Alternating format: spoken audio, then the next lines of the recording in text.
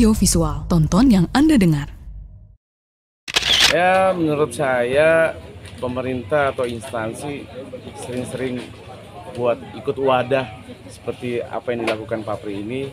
Mungkin dari situ bisa mendengarkan keluhan-keluhan kawan-kawan seniman kita, gimana caranya mereka mensejahterakan diri mereka.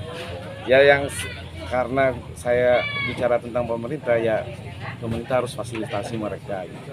Karena memang tugasnya pemerintah untuk memfasilitasi apapun kebutuhan mereka, diskusi sama mereka dan fasilitasi. Karena memang di pemerintah itu ada ya dana-dana memang yang harus diturunkan ke teman-teman seniman. Assalamualaikum warahmatullahi wabarakatuh dan selamat malam pemirsa RRI Net dan juga pendengar Radio Republik Indonesia dimanapun Anda berada. Saya Umi Kalsum Jawas untuk malam hari ini sebagai presenter dalam program acara Obrolan Budaya yang akan membahas terkait dengan kebudayaan khususnya untuk wilayah Sulawesi Tengah. Dan pendengar dan juga pemirsa RRI Net dimanapun Anda berada, kalau kita berbicara tentang Indonesia dan juga kaitannya dengan kebudayaan, Indonesia sangat kaya akan kebudayaan karena dari setiap daerah pasti punya yang namanya ciri khas daerah masing-masing, termasuk juga Sulawesi Tengah. Dan untuk malam hari ini dalam paket obrolan budaya persembahan dari RRI Palu, kami akan mengangkat sebuah topik dengan judul peran lembaga kebudayaan menyejahterakan pelaku seni budaya dan juga masyarakat.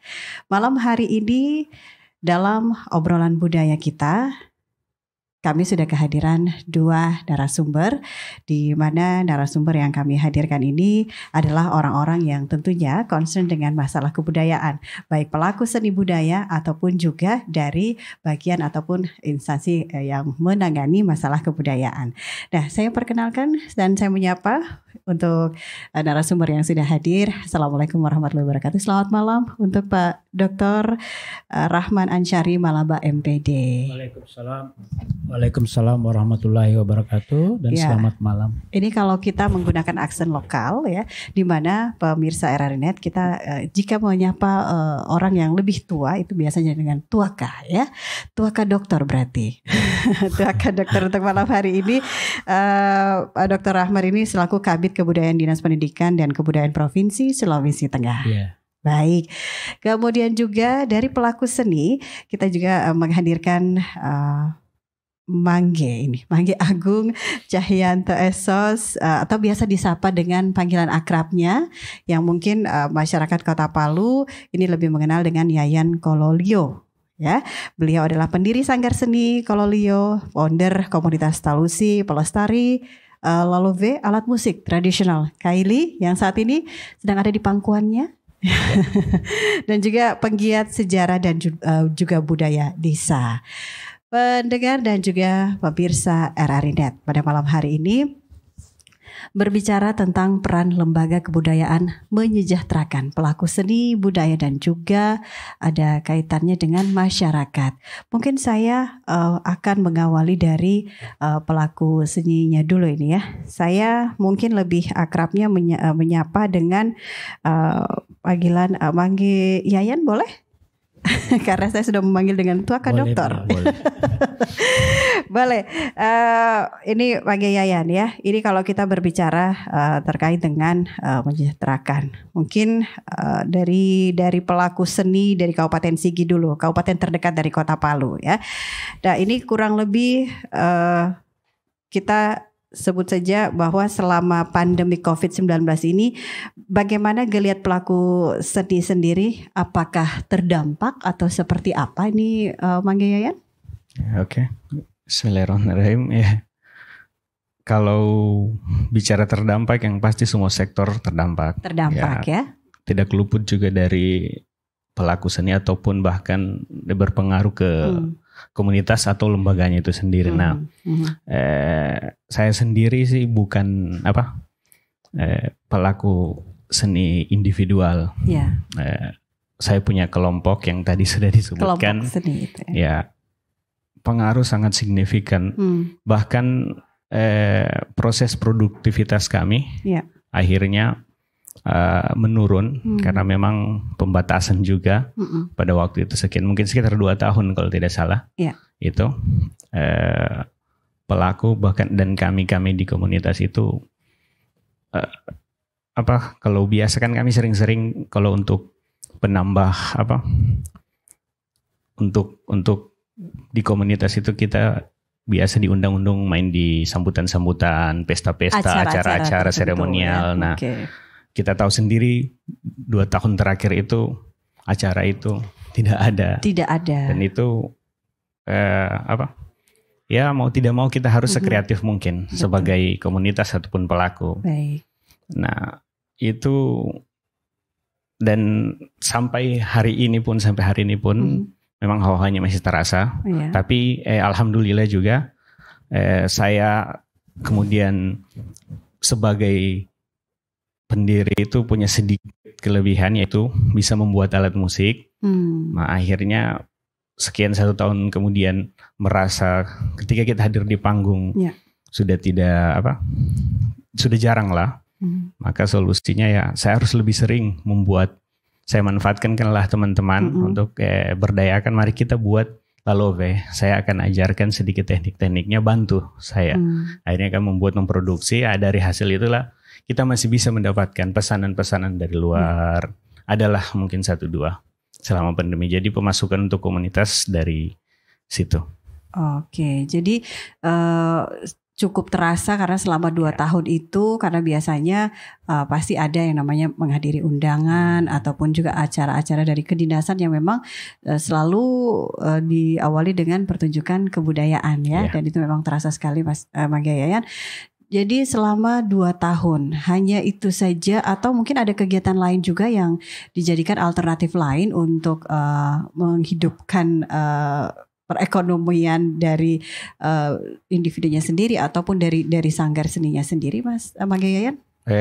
Alternatif lain paling kita membuat musik di rekam atau di tag. Ya itu kan banyak kebutuhan pariwisata biasa, instansi-instansi membutuhkan beberapa musik-musik untuk teaser atau trailer, video-video apa yang mereka buat biasa. Nah, jadi kita biasa buat itu untuk di tag musik. Jadi sebenarnya pandemi ini pemirsa RRNet dan juga narasumber bahwa memang dituntut untuk kreatif ya. Karena kalau kita hanya berfokus pada apa yang menjadi pekerjaan utama kemudian tidak dikembangkan ya dengan memikirkan ide-ide kreatif, maka kita akan merasakan dampak yang sangat-sangat terdampak bahkan ya. Baik, pemirsa dan juga pendengar RRNet, dari apa yang sudah disampaikan oleh Mangga Yayan mungkin bisa ditanggapi nih Pak Mangga Doktor ya. Kalau kita berbicara tentang menyejahterakan, ini sebenarnya pembahasan yang ringan, tapi kalau agak-agak serius kalau bicara tentang menyejahterakan ini ya, Mangga Dokter ya. Mungkin bagaimana peran yang sudah mungkin yang tengah dilakukan oleh dinas lembaga kebudayaan dalam hal ini oleh Dinas Kebudayaan dan juga pelaku seni atau berkesenian di Sulawesi Tengah. Silakan Mangga Dokter. Terima kasih nih. Saya harus sapa dulu pemirsa dengan pendengar. Assalamualaikum warahmatullahi wabarakatuh dan selamat malam para pemirsa dan pendengar setia Radio RRI. Saya tadi mengapresiasi apa yang sudah disampaikan oleh rekan kerja kami, mitra kami dari Dinas Pendidikan dan Kebudayaan. Saya menyebutkan karena ini belum terpisah, jadi kan Dinas Pendidikan dan Kebudayaan. Selama ini teman-teman pelaku seni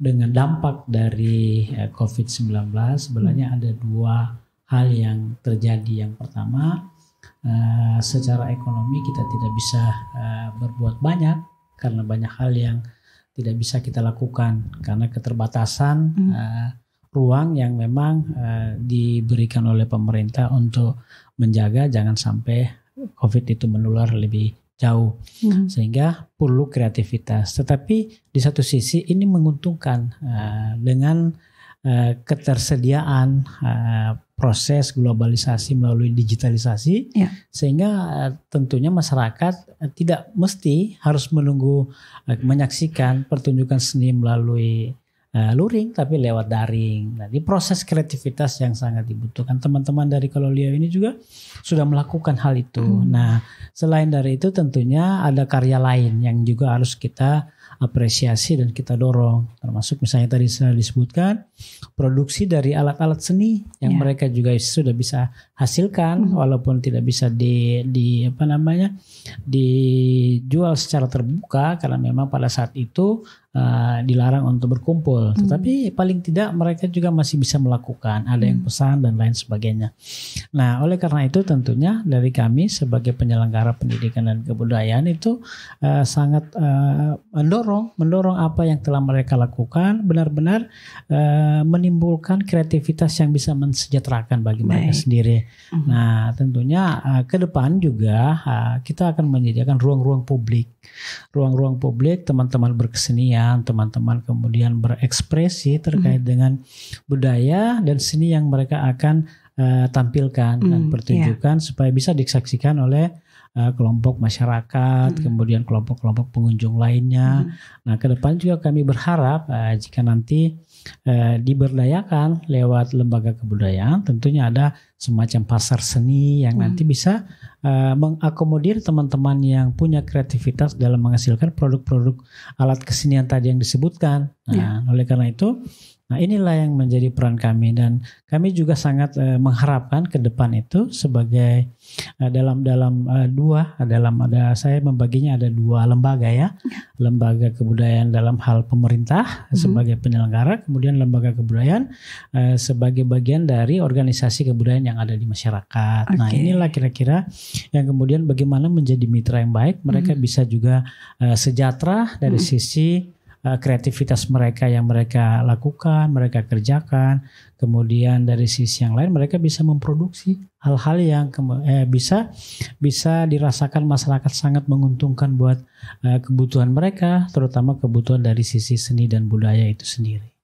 Kalau beberapa waktu yang lalu, beberapa tahun yang lalu ya, masyarakat Kota Palu khususnya, bukan hanya Kota Palu tapi di luar dari Kota Palu juga ketika menyelenggarakan satu acara ataupun event kebudayaan, ada sebuah tempat yang disediakan. Kalau tidak salah itu zaman saya SMP itu Taman Budaya. Ya, Taman Budaya itu ada Taman Budaya itu ada sehingga kita sudah tahu bahwa tempat itu adalah tempat yang disediakan khusus untuk para seniman Kota Palu atau bahkan juga menyelenggarakan event-event yang ada di skala nasional yang dilakukan di tempat yang sudah tersedia. Nah, kalau untuk sekarang kan memang untuk wadahnya para seniman-seniman ini Kota Palu ini khususnya seniman kebudayaan ini kan memang tidak ada ya. Artinya mungkin bukan tidak ada, tapi saat ini memang kita masih harus berupaya. Kita masih berupaya terus untuk membangun kembali sarana itu, dalam hal ini Taman Budaya. Nah, memang setelah perubahan nomenklatur dari kementerian, Taman Budaya itu gabung dengan museum saat ini. Nah, tetap ada Taman Budaya tapi gabung dengan museum. Penggabungan Tetapi ini urusan yang berbeda sebenarnya disatukan. Yang satu itu bendanya, yang lainnya itu adalah semacam objek dari nilai-nilai yang dikembangkan. Jadi ini manusianya yang diurus, ini seniman kan. Nah, sementara kalau museum adalah tempat-tempat tinggalan benda-benda bersejarah. Nah, ketika disatukan jadi satu tempat, nah ini kan agak repot. Nah, teman-teman kalau seniman ini kadang-kala itu kita tidak bisa menentukan waktunya karena biasa malam mereka berdiskusi, kemudian mereka tampil sampai dengan malam. Nah, kalau di museum itu kan dibatasi sampai dengan jam 4, paling tinggi itu jam 5, jam 6. Nah, kenapa dibatasi? Karena di sana kan banyak koleksi-koleksi sejarah yang takutnya nanti akan hilang dan lain sebagainya. Nah, oleh karena itu saat ini memang kita sudah survei kembali untuk pembangunan taman budaya. Di tempat yang sama atau ada tempat sebenarnya di tempat yang sama, tapi kemudian hasil ada kajian, beberapa pertimbangan. Ya, hasil kajian termasuk dari PUPR itu yang menitik beratkan bahwa itu masuk dalam zona merah. Zona merah. Ke depan kita berharap ada area lain yang disediakan untuk tempat-tempat teman-teman mengekspresikan seluruh kegiatan kebudayaan, seni budaya yang ada di Sulawesi Tengah ini ke depannya. Dari awal apa yang sudah kita perbincangkan ini sebenarnya kalau dilihat permasalahannya memang perlu adanya lembaga kebudayaan ya, atau mungkin kalau saat ini kan masih disatukan. Kalau beberapa tahun yang lalu kan terpisah masih terpisah. Sebenarnya kalau lebih menguntungkan itu sebenarnya penyatuan ini, atau memang harus ada sendiri yang mengelolanya atau mengurusi persoalan kebudayaan ini, Pak Dokter? Ya, kalau kami sih melihatnya bukan karena keinginan dari beberapa teman-teman, dari beberapa orang, tapi kita melihat regulasi, regulasi dan pengalaman beberapa daerah. Nah, regulasi kita kan sudah menyatakan di Undang-Undang Dasar 1945 itu kan negara memajukan kebudayaan di tengah peradaban dunia. Dan memberikan kebebasan masyarakat untuk mengembangkan nilai-nilai budaya. Ini perintah negara loh. Jadi ini negara. Kemudian yang kedua di pasal 31 pasal 32 ayat 2 itu kan negara menghormati dan memelihara bahasa daerah sebagai kekayaan budaya nasional. Itu perintah negara. Nah, kemudian kalau kita lihat keluar lagi Undang-Undang Nomor 5 tentang pemajuan kebudayaan. Nah, Undang-Undang Nomor 5 ini sebenarnya mereka menitik beratkan. Sebenarnya undang-undang ini menitik beratkan bagaimana negara mengamanatkan, kemudian mengurus dan melayani kebudayaan. Negara hadir untuk mengatur kebudayaan. Nah, atas pertimbangan itulah kemudian seharusnya kebudayaan ini diselenggarakan oleh organisasi sendiri. Nah, kita melihat saja ya. Kita melihat salah satunya di 34 provinsi ini saat ini sudah ada 8 provinsi. Nah, Bali itu sudah dinas kebudayaan sampai di tingkat kabupaten. Jogja. Nah, kemudian kan seringkali kita mencontoh, kita contoh di sana, tapi kita lupa.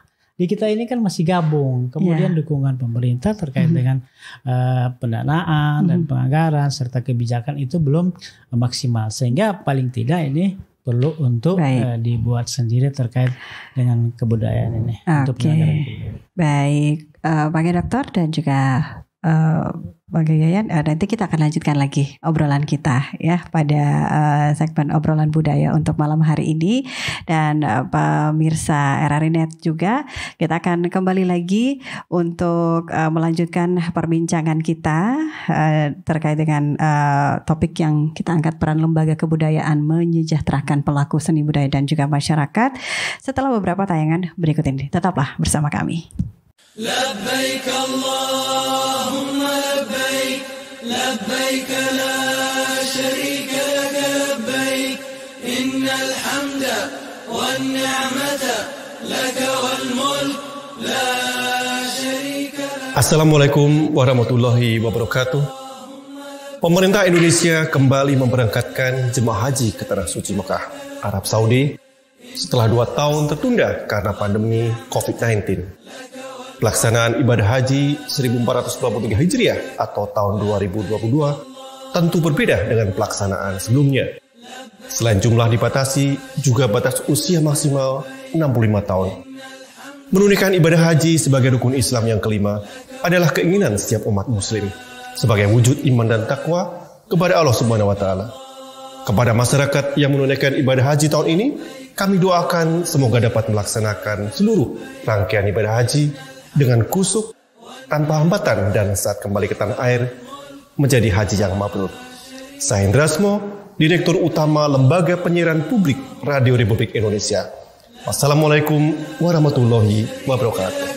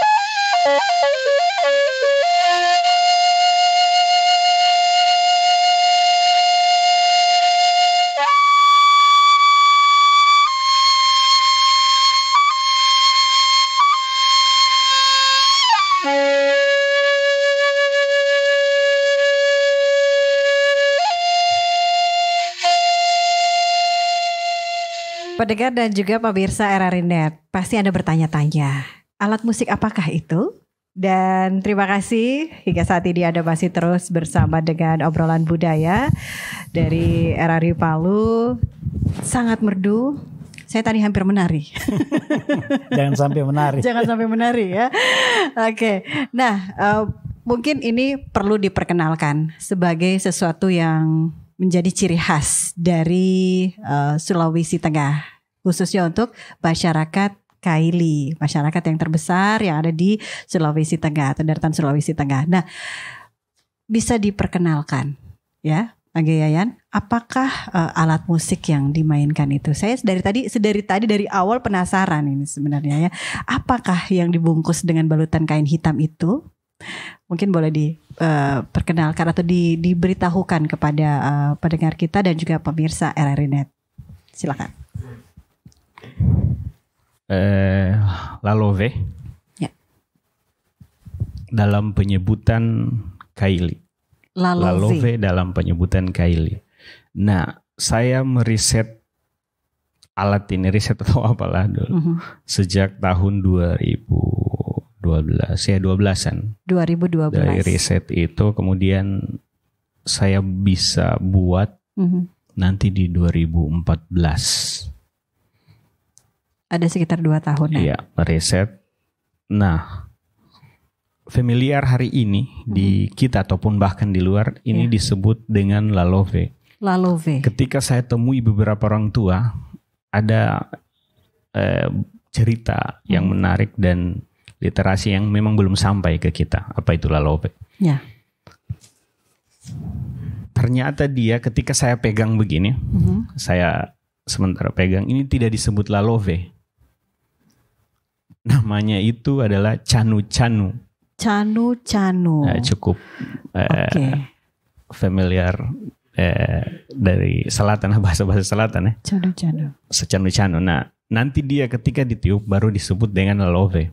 Oh. Nanti ketika dia ditiup tadi itu disebut lalove, tapi sementara dia disimpan begini, digantung atau itu disebut canu-canu. Canu-canu. Nanti ketika dia berbunyi, nah kemudian saya tanya ke orang tua itu kenapa?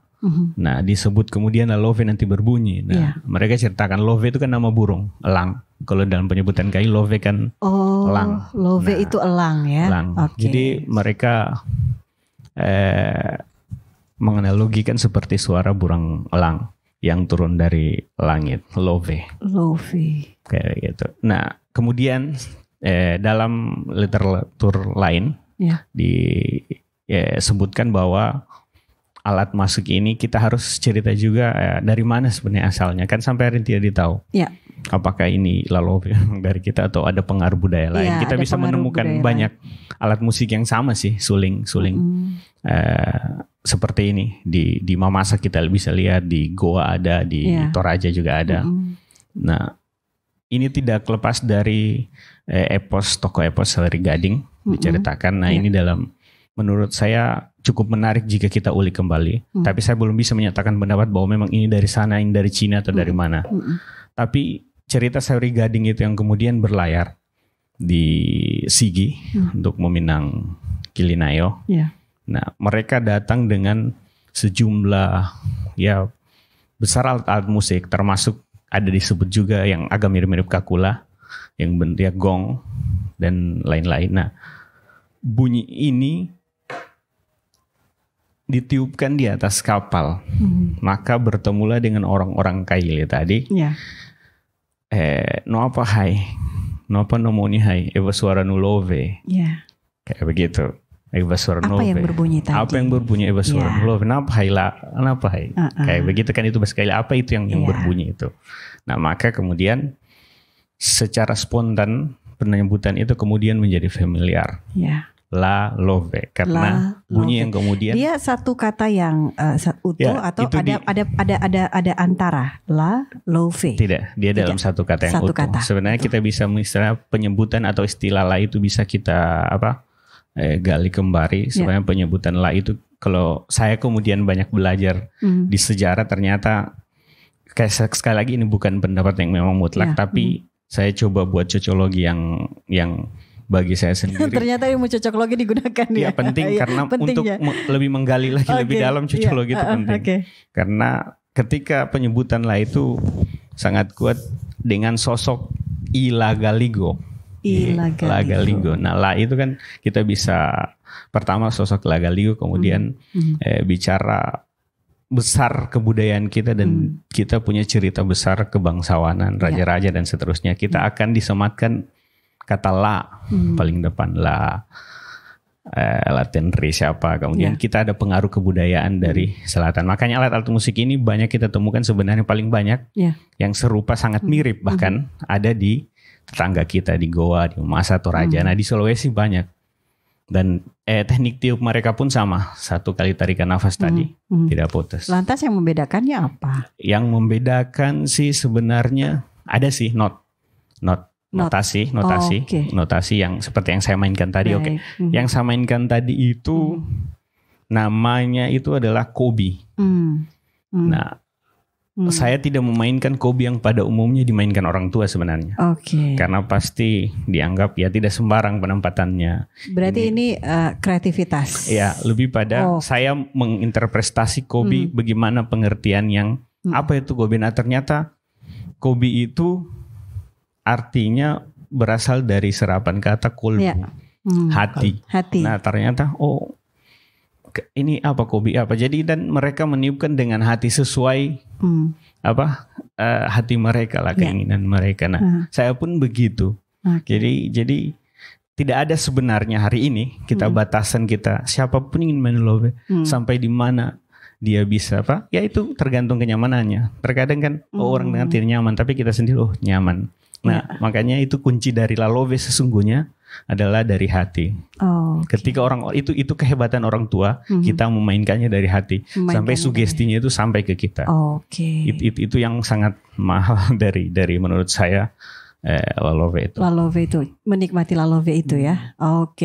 Nah ini kalau di Sumatera Barat ini kan kalau tadi hampir banyak juga ditemukan di wilayah selatan ya. Kalau di Sumatera Barat itu adanya saluang ya, saluang. Nah kalau untuk la love atau la love ya, karena biasanya kan masyarakat Kaili itu Tavaili ya kan, seperti itu. Jadi la love ya. Nah la love ini kapan dimainkannya? Adakah waktu-waktu yang memang memperbolehkan untuk memainkan la love ini, Mangge? Kalau untuk di Kaili, ini kan pasti tidak sembarang ya memainkannya. Ya. Karena memang masih sangat sakral harus kita akui. Di ritual adat Balia. Itu ini yang memang harus. Ritual adat Balia ini mungkin kalau pemirsa ataupun juga pendengar kita yang searching di Google ya, itu bagian dari pengobatan masyarakat tradisi Kaili, ritual dan ini berarti masih kategori sakralnya. Nah seperti itu. Ini tuakah dokter ya. Kalau tadi kita sudah menikmati dan juga sedikit diberikan pengetahuan ini tentang alat musik la love ini yang mungkin baru di tempat ini kita mendapatkan penjelasan seperti itu, bagaimana asal muasalnya, bagaimana dari teknik ataupun nada yang dimainkannya pun ini juga memiliki makna gitu ya, dari bagian yang menangani permasalahan. Ini kan bagian dari salah satu aset yang perlu dijaga dan ini bagian dari kebudayaan. Nah untuk pengembangannya ke depan. Jadi terima kasih karena saya sudah dipanggil Tuakas, harus panggil Tuain ya. Jadi terkait dengan apa yang tadi ditanyakan dan apa yang sudah disampaikan oleh saya punya Tuai juga, Yayan, beliau pelaku seni. Yang pertama saya ingin sampaikan bahwa apa yang beliau sudah sebutkan, rangkaian dari proses makna dari lahirnya alat musik ini, kemudian bagaimana cara memainkan, bagaimana perbedaan dengan yang lain, sehingga dijadilah namanya Lalove, dinamakan Lalove. Nah, atas dasar ini tentunya yang saat ini saya sedikit mungkin lebih awal menyampaikan bahwa karya budaya kita itu sudah ada 25 ditetapkan 25 dengan yang dari Sulawesi Tengah. Sertifikat warisan budaya tak benda yang ditetapkan oleh Kementerian Pendidikan dan Kebudayaan. Nah, salah satunya adalah Lalove. Nah, dari tadi yang sudah disampaikan, Lalove ini kan kita sudah coba untuk mengemas ke dalam proses pengembangan lebih lanjut sebagai alat musik tradisional. Nah, yang awalnya dipakai untuk pengobatan, tapi kemudian kita akan coba nanti dengan teman-teman pelaku seni untuk proses pengembangan penggunaannya pada proses seni-seni pertunjukan yang lain, bukan saja pada pengobatan, sehingga lebih dikenal orang. Tapi kita juga bersyukur saat ini misalnya di Sulawesi Tengah ini, khususnya Kota Palu, sudah ada ikon kita, ikon jembatan Lalove. Nah, jadi ini kan sebagai, karena di samping di apit kiri kanannya pun juga terlihat sangat jelas sekali jadi miniatur dari Lalove. Itu sebagai pertanda bahwa itu milik Sulawesi Tengah. Dan ini harus dijaga dan dikembangkan, dimanfaatkan, kemudian dilestarikan dan diperkenalkan pada peserta-peserta didik pada satuan pendidikan supaya lebih mengenal ini musik tradisional kita. Jadi ini perlu untuk selalu disosialisasikan. Gitu. Jadi inilah peran-peran nanti kami dari dinas sebagai penyelenggara pendidikan dan kebudayaan untuk memperkenalkan, kemudian memelihara dan mengembangkan proses dari apa yang sudah ditetapkan sebagai warisan milik Sulawesi Tengah dalam bentuk alat musik tradisional. Ini kan salah satu seni yang dimiliki yang menjadi kebanggaan kita ini itu. Oke, jadi memang sekali lagi peran lembaga kebudayaan ini sangat-sangat penting untuk dimiliki oleh setiap daerah karena sudah beberapa yang punya dan kita masih menyatu dan upaya untuk artinya terkait dengan lembaga kebudayaan ini sudah sejauh mana ini? Alhamdulillah proses untuk saat ini memang lembaga kebudayaan yang diharapkan sebagai bentuk keinginan untuk memajukan kebudayaan di Sulawesi Tengah, insya Allah prosesnya akan lebih cepat. Nah, ketika misalnya Dinas Pendidikan dan Kebudayaan ini akan berdiri sendiri, Dinas Pendidikannya dan Kebudayaan berdiri sendiri, maka kita berharap kebudayaan bisa lebih maju. Karena kalau dari sisi pembangunan kebudayaan secara nasional itu ada strategi pemajuan kebudayaan dan pelestarian bahasa itu ada 7 Yang pertama dimensi ekonomi budaya, bagaimana kebudayaan itu bisa meningkatkan kesejahteraan masyarakatnya, kesejahteraan pelaku seninya. Kemudian ada dimensi pendidikannya untuk memperkenalkan pada satuan pendidikan dan masyarakat luas. Kemudian ada ketahanan sosial budayanya yang harus juga dibangun untuk mewujudkan ketahanan budaya dan kontribusi budaya Indonesia di dunia. Kemudian ada ekspresi budaya. Jadi semua ekspresi budaya yang ada di masyarakat ini dikembangkan. Kemudian ada warisan budaya. Jadi warisan budaya yang harus dijaga salah satunya ini. Nah, ini bagaimana dijaga, kemudian bisa meningkatkan taraf ekonomi. Kemudian yang berikutnya ada literasi budaya dan salah satunya yang terakhir adalah gender. Jadi kita berharap pelaku seni budaya ini bukan didominasi saja oleh laki-laki, tapi bagaimana perempuan juga bisa kemudian memanfaatkan aspek seni budaya ini untuk berkreasi supaya bisa sejajar dengan yang lainnya gitu. Artinya hadirnya obrolan budaya pada malam hari ini juga bagian dari dukungan agar tentunya Sulawesi Tengah ini memiliki lembaga kebudayaan. Nah, saya tambah sedikit lah, mungkin saya tambah sedikit. Kita sudah mencatat itu kurang lebih ada 330 sanggar seni di 12 kabupaten, 1 kota, dan 38 paguyuban. Nah, saat ini kalau kita kemarin melihat amanat undang-undang ada 10 objek pemajuan kebudayaan, manuskrip, kemudian ada tradisi, ada tradisi lisan, ada ritus, ada adat istiadat, ada bahasa, seni, olahraga tradisional, pengetahuan tradisional, teknologi tradisional, permainan rakyat. Nah, seni sendiri itu ada kurang lebih 220 seni yang ada di 12 kabupaten satu kota. Nah, prosesnya selanjutnya adalah bagaimana memanfaatkan seni yang ada, mengembangkan seni yang ada, kemudian melindungi seni yang ada dan melakukan pembinaan supaya terpelihara. Salah satunya lewat apa yang sudah dihasilkan oleh teman kami Yayan dari Yayan Kololio ini. Baik. Toka, oke, sebentar kita akan lanjutkan lagi obrolan kita ya. Tetaplah bersama dengan obrolan budaya, pemirsa RRI Net dan juga pendengar RRI. Mengembangkan disiplin sedini mungkin pada si kecil, tak perlu menunggu hingga ia besar nanti. Tak cuma agar patuh aturan, tapi juga mengembangkan kontrol diri sebagai cikal bakal kelak. Pesan ini disampaikan oleh Radio Republik Indonesia. Pemirsa RRI Net dan juga pendengar RRI, terima kasih Anda masih bersama dengan obrolan budaya pada malam hari ini. Dan tayangan obrolan budaya ini dapat Anda ikuti melalui RRI Playgo dan juga rri.co.id dan channel UCTV untuk channel 20 ya. Baik, kita kembali lagi pada obrolan terkait dengan topik kita pada malam hari ini. Ke depannya, kalau tadi banyak hal yang sudah kita ketahui, kemudian juga kita sudah mengenal ada beberapa jenis dan ternyata di saat break tadi kita sempat berbincang ini untuk Lalove sendiri ini punya beberapa jenis ya, bukan hanya satu jenis yang dibawa ini ya, tapi memang punya ada beberapa ukuran ya. Jadi ukuran ini yang paling kecil atau ada lagi yang paling kecilnya? Kalau untuk yang saya tiup tadi ini untuk sementara paling pendek lah. Paling pendek ya. Pendek ukurannya. Dan sebenarnya ukuran dari beberapa jenis ukuran ini yang ada yang paling panjang kah? Ada. Ada yang paling panjang. Memang paling umum digunakan itu kurang lebih 75-an sampai 80 cm. Kalau panjang dengan Oke. Dan itu punya teknik sendiri untuk memainkannya atau sama saja setiap ukuran? Tekniknya sama, teknik nafas. Memang Lalove dituntut kita memang itu satu, tidak putus-putus untuk ditiup. Tidak putus-putus. Pogantanosa kalau orang Kaili bilang teknik Pogantanosa. Teknik? Pogantanosa. Oke. Nah, itu harus dikuasai dalam Lalove. Dikuasai. Untuk menguasai itu, adakah treatment tersendiri itu dia yang harus dilakukan atau jangan kamu ada oksigen tambahan di belakang? Adakah teknik khusus?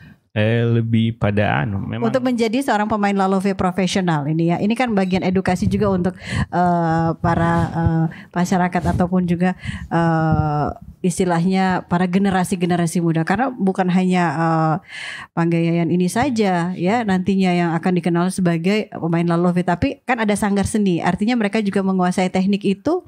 Berapa lama belajarnya ini, Pak? Kalau dia sudah ada di tangan semuanya bisa dipelajari. Tapi saya pernah coba satu kali, sekitar 1-2 kali. Memang ternyata berhasil. Kita bisa lihat searching di media atau di YouTube apa. Pak menggunakan pun air mineral dengan pipetnya itu bisa. Nah, kita bisa lihat misalnya pipet air mineral. Ya. Oke. Kita gunakan dari yang paling kecil hingga sampai paling yang besar lubangnya. Nah, ditiup di air itu selagi dia ditiup terus sampai dia berbusa. Kan itu ada busa-busanya itu terus sampai tidak putus itu seimbang. Oke. Nah, itu bagian dari proses belajarnya ya. Proses belajar itu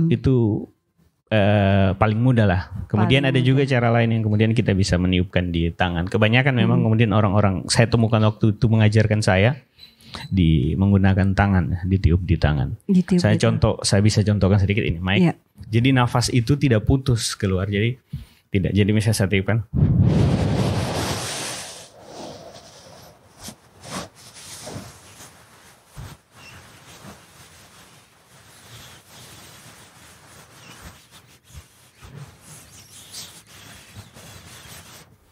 Jadi dia tidak putus, dimainkan, dikumpul nafas, kemudian tetap keluar dan masih bisa bernafas lah. Oke, baik. Itu sedikit cara tekniknya yang harus diketahui juga, karena kita jangan cuma tahu alatnya, tetapi bagaimana tekniknya, proses belajarnya, karena tidak semua orang diberikan keistimewaan seperti Panggayayan ya. Nah, kembali lagi Tuaka ini ya.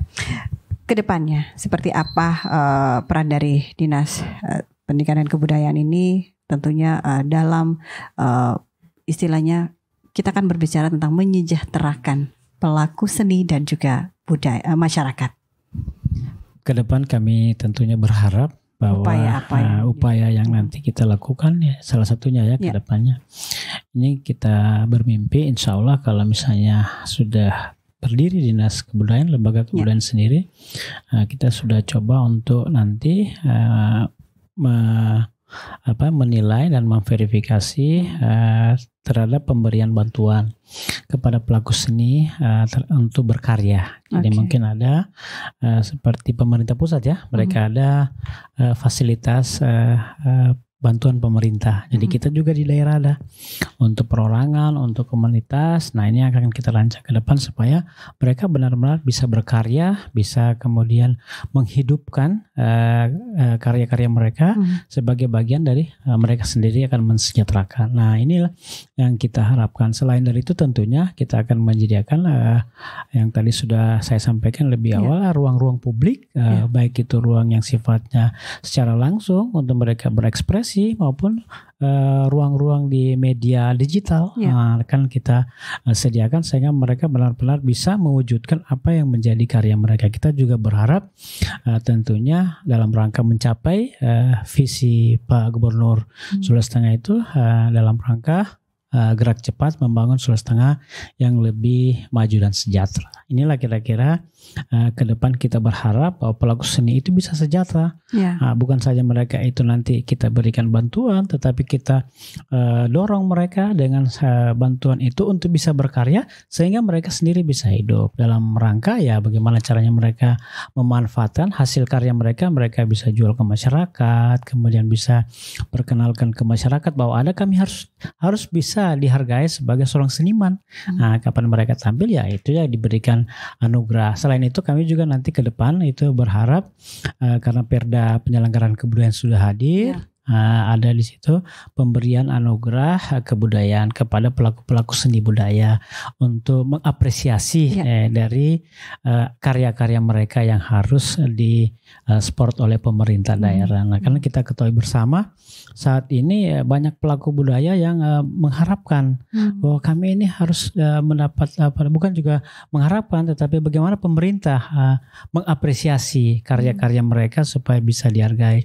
Apalagi Kementerian Hukum dan HAM itu nanti akan memberikan rekomendasi terhadap hakinya hak kekayaan intelektual. Nah inilah ke depan kita berharap bahwa semua apa yang menjadi hasil karya mereka benar-benar bisa mensejahterakan. Karena banyak aspek lain dari kebudayaan yang kita berharap itu bisa membangun ekonomi masyarakatnya dan pelaku budaya itu sendiri. Nah sehingga tentunya lembaga kebudayaan ini harus benar-benar lebih maksimal di dalam penyelenggarannya. Kemudian kalau kita kembali ke bagaimana penyelenggaraan kebudayaan itu bisa efektif, tentunya yang pertama kita harus menekankan paradigmanya dulu bahwa kebudayaan itu dibangun dalam rangka meningkatkan taraf hidup dan kesejahteraan masyarakatnya. Jadi pelaku-pelaku seni budaya ini kita berharap mereka ini tidak hanya tampil di luar negeri atau di daerah lain, tapi bagaimana di daerahnya pengunjung itu datang. Pengunjung datang kemudian menyaksikan ini karya. Nah itulah pentingnya disediakan ruang-ruang publik tadi. Itulah kita berharap. Ruang-ruang publik tadi untuk bagian dari tempat mereka berkreasi. Pak Yayan, ini ada mungkin ini bisa dikatakan masih awal mimpi ya, tapi harapan ini pun juga mungkin Pak Yayan juga mengharapkan seperti itu ya, dan ini bisa terwujud. Nah, mungkin kalau dari Pak Yayan sendiri sebagai pelaku seni ya, seni dari seniman Kylie ya, ini tentunya punya juga harapan-harapan yang ingin diwujudkan di tahap ataupun di masa yang akan datang ini terkait dengan lembaga kebudayaan. Tempat ataupun wadah yang disediakan. Kalau untuk kami sendiri memang ya sekali lagi seniman dituntut memang mampu beradaptasilah dengan ruang. Dengan diceritakan tidak adanya taman budaya tadi ya bukan tidak ada tempat ini ya. Begitu banyak tempat untuk kita berekspresi. Tapi ada hal yang sangat penting sebenarnya bagi saya pun secara pribadi dan sekian banyak pelaku budaya, seni budaya dan lain-lain, kami atau saya pun berharap besar dengan saya pegang kembali alat ini bahwa ini dia tidak hanya soal bunyi, dia bukan soal sejauh mana dia mampu mempengaruhi kita lewat apa yang kita dengarkan. Dia ini ilmu pengetahuan dan ada satu konsep yang hari ini memang mungkin bisa diwujudkan bersama, yaitu konsep keseimbangan. Nah, lubang ini sebenarnya falsafahnya adalah itu. Manusia, alam dan Tuhan. Ini untuk lubang atas 3. Dan paling bawah adalah kita bicara pemerintah, adat dan agama. Nah, di sini berarti ada birokrasi yang harus dituntut. Nah, itulah sebenarnya makna dari lubang ini. Orang Kaili sudah memberi kita sebuah pengetahuan yang sangat kuat dalam satu bentuk alat musik. Nah, saya ingin minimal konsep keseimbangan pemerintah, agama dan adat itu bisa terwujud. Ya, kita bisa maknai bersama saja bagaimana hari ini birokrasi kita, kemudian kita ada lembaga besar keadatan juga, kemudian ada agama, agar tidak ada lagi stigma terhadap bahwa alat ini pasti pernah ada. Itu sangat viral pada waktu itu, alat ini distigma sebagai pemanggil setan, karena sangat identik dengan ritual, maka disebutlah dia penyembuh. Makanya ini harus dipisahkan sebenarnya, dilihat dari beberapa kacamata. Bahwa saya sebutkan dia perpustakaan bagi saya. Dia bukan hanya sekedar alat yang kemudian bisa bernilai ekonomis, tapi dia perpustakaan yang mengajarkan saya bahwa sekritis-kritisnya seorang seniman, dia harus melihat dari berbagai sisi kesenian itu. Bagaimana kami memang selalu kritis dengan mau tidak mau kami harus kritisi lembaga kebudayaan, dan itu wajib. Untuk apa? Untuk mewujudkan talusi tadi, tonda talusi, sistem keseimbangan di falsafah Kaili. Ini untuk Lalope sendiri, pemasarannya kan pasti dibuat, pasti ada selain untuk memperkaya bagian dari benda-benda kebudayaan yang dimiliki oleh daerah kita Sulawesi Tengah. Untuk pemasarannya sendiri, adakah dijual secara khusus? Pemasarannya seperti apa ini? Kalau di teman-teman kan ada beberapa pelaku pengrajin yang lain, ya ada mereka buka satu gerai atau galeri begitu ada. Tapi kalau saya hanya tersedia di galeri saja atau ada sistem pemasaran lain? Ada seperti sistem sekarang kan online. Online ya. Ya, ada. Tapi memang masih jejaring pertemanan. Belum memang luas untuk ada beberapa kawan-kawan. Cuma memang ya itulah lagi dituntut kita untuk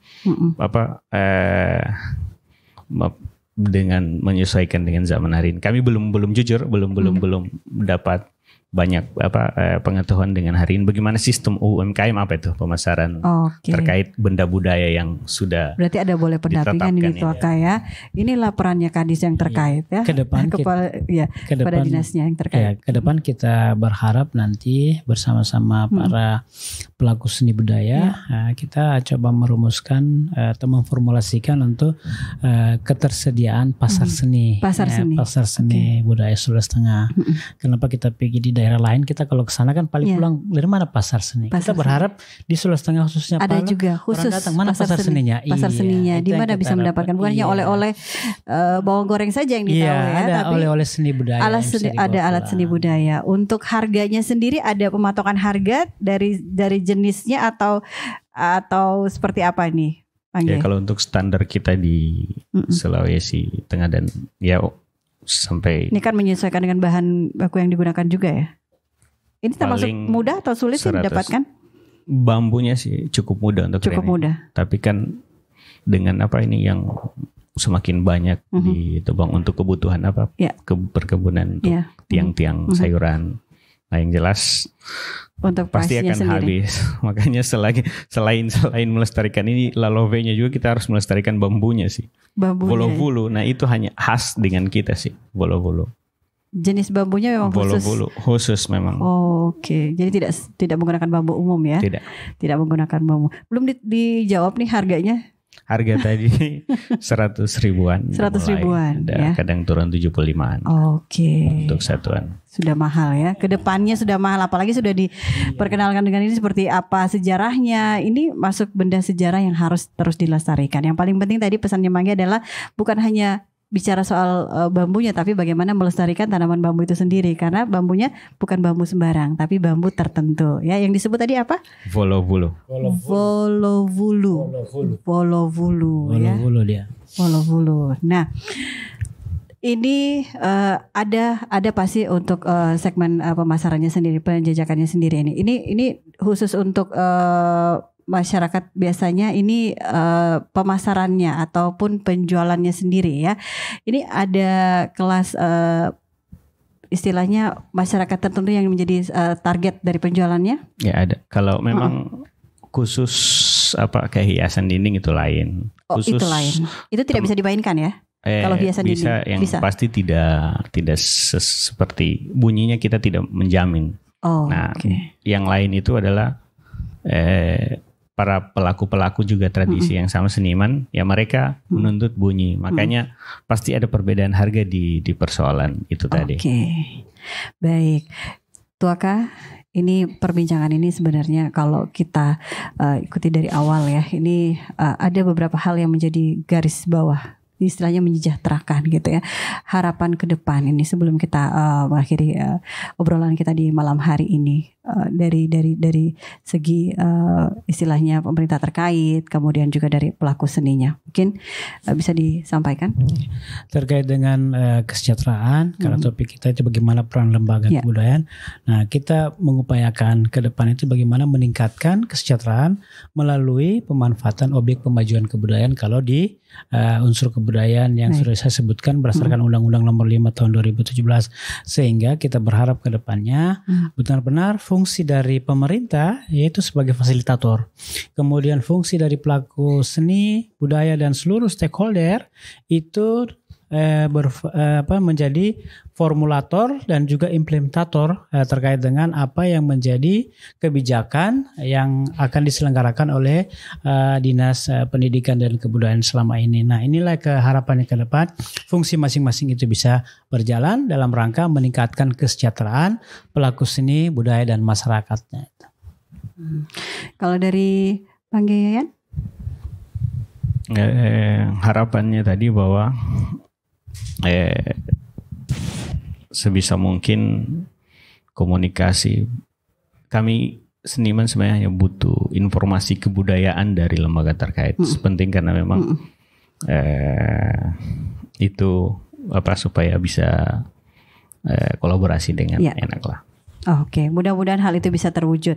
Dan pendengar dan juga pemirsa RRI.net, sampai di sini untuk obrolan budaya kita dengan topik peran lembaga kebudayaan menyejahterakan pelaku seni budaya dan juga masyarakat. Mudah-mudahan apa yang menjadi harapan kita semua, khususnya untuk dinas terkait dan juga para pelaku seni, ini bisa terwujud di masa yang akan datang seperti yang kita inginkan, seperti yang kita harapkan tadi, mimpi-mimpi dari Manggi Tuaka bisa ini ya. Bisa diwujudkan ya. Jadi bukan hanya sekedar wacana perbincangan di sini saja ya, tapi memang betul-betul diperjuangkan ya. Oke, baik.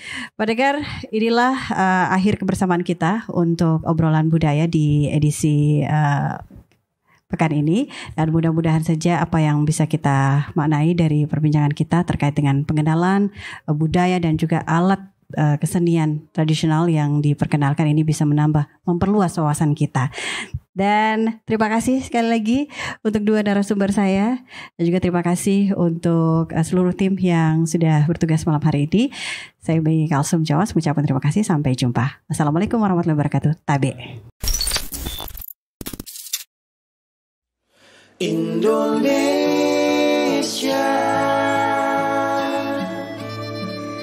hadapilah dengan tulus dan ikhlas. Ini pasti berlalu. Indonesia,